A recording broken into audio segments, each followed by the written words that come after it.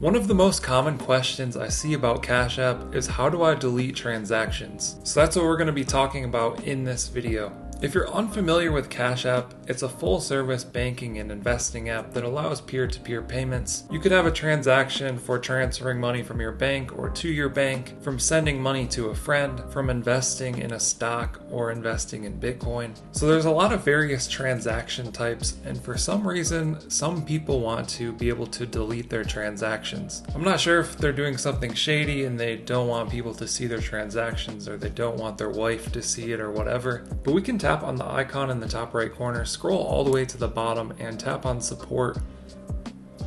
From here we can type in delete transactions.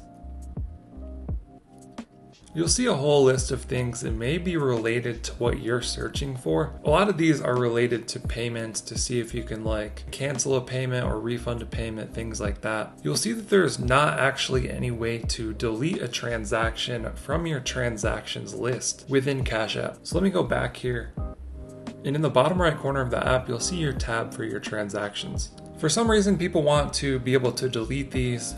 And if you click on them, there's no way to actually remove this transaction from the list or delete the transaction. That's just the way the app currently works. You have a transaction history and they don't want you to be able to delete that. So here's a few things that you can do. First of all, you could subscribe to my channel where I do daily updates and tutorials on finance apps like Cash App. So if they do make a change to the app, I'll definitely make a video on it and let you guys know. The second thing, if you're super serious about deleting your transaction, you absolutely can't have it on your account anymore. You can delete your Cash App account and then make an entirely new Cash App account. That's pretty much the only workaround for the time being. I hope you guys enjoyed this video, found it helpful. Let us know what you think down in the comments below. Like and subscribe if you want to see more videos like this. Thank you guys for watching. I'll catch you in the next one.